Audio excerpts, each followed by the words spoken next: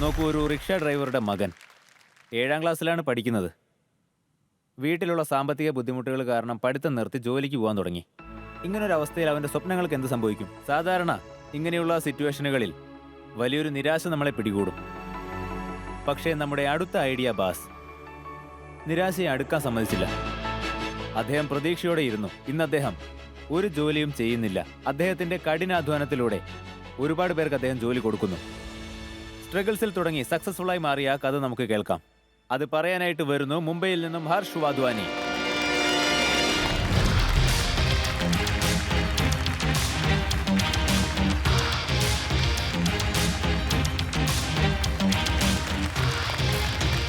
Hello hello hello Harsh sir. നമ്മുടെ ഈ വേദിയിലേക്ക് നിങ്ങൾക്ക് ഹാർദമായ സ്വാഗതം. Thank you. നിങ്ങൾ പിച്ചിനായി തയ്യാറാണല്ലോ? Yes sir. Good luck. Thank you. നമസ്കാരം ടൈറ്റൻസ്. എല്ലാ ദിവസവും നിങ്ങൾക്ക് ഫൗണ്ടേഴ്സ് ഗ്രോത്ത് നമ്പേഴ്സ് നിങ്ങൾക്ക് കാണിക്കും. പക്ഷെ ഇന്ന് ഞാൻ നിങ്ങൾക്ക് വേറൊരു നമ്പർ കാണിക്കാൻ ആഗ്രഹിക്കുകയാണ്. അത് നിങ്ങളുടെ എക്സൽ ഷീറ്റിലില്ല, നിങ്ങളുടെ ഉള്ളിൽ തന്നെയാണുള്ളത്. ഒരു സാധാരണ മനുഷ്യൻ തൻ്റെ ജീവിതത്തിന്റെ 12 വർഷം വെറുതെ ഇരുന്നാണ് കഴിക്കുന്നത്. അതായത് എത്ര സമയം നിങ്ങൾ നിങ്ങളുടെ ബിസിനസ് ഉണ്ടാക്കാൻ വേണ്ടി ശ്രമിച്ചു, അതേ സമയത്ത് നിങ്ങൾ നിങ്ങളുടെ ചെയറുമായിട്ട് ഒരു റിലേഷൻഷിപ്പ് ഉണ്ടാക്കുന്നു. സോ ടൈറ്റൻസ്, സത്യം പറയൂ, ശരിക്കും പറഞ്ഞാൽ നിങ്ങളുടെ ചെയർ നിങ്ങൾക്ക് സപ്പോർട്ട് ചെയ്യുന്നുണ്ടോ? ഇല്ലെങ്കിൽ നിങ്ങൾ അതിനാണോ ചെയ്യുന്നത്? Exactly, sitting is the new smoking.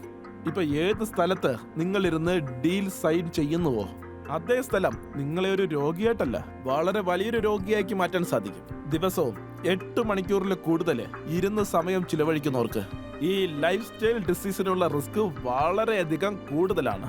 എല്ലാവർക്കും ആവശ്യം സിഇഒയുടെ ചെയറാണ്, അല്ലേ? എല്ലാവർക്കും ആവശ്യം സിഇഒ എന്ന സീറ്റാണ്. പക്ഷെ അതേ ചെയർ തന്നെ നിങ്ങളുടെ എല്ലിന്റെ വാല്യുവേഷനെ നശിപ്പിച്ചുകൊണ്ടിരിക്കുകയാണ്. നന്നായിട്ടിരുന്നാൽ നന്നായിട്ട് ചിന്തിക്കാൻ സാധിക്കും, അല്ലെങ്കിൽ ഐഡിയയും വേസ്റ്റ്, ഇൻവെസ്റ്റേഴ്സിനും നഷ്ടം.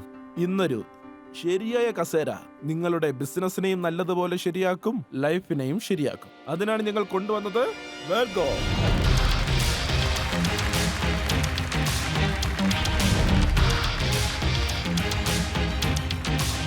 Virgo is that on chair. ഇതിലെ adjustable height, adjustable lumbar support, adjustable armrest, ഇങ്ങനെ ഒരുപാട് ഫീച്ചേഴ്സ് ഉണ്ട്. ഇത് കാരണം നിങ്ങളുടെ ബാക്ക് മാത്രമല്ല, നിങ്ങളുടെ മൂഡും വളരെ നന്നായിരിക്കും. Our mission and vision is to make India sit right, and our ask is 2 crore in exchange of 6.66% equity. So പറയൂ ടൈറ്റൻസ്, ഇന്ന് ഞങ്ങളുടെ മിഷനിൽ ഞങ്ങളുടെ കൈകോർക്കാൻ നിങ്ങൾ ആഗ്രഹിക്കുന്നുണ്ടോ? Thank U.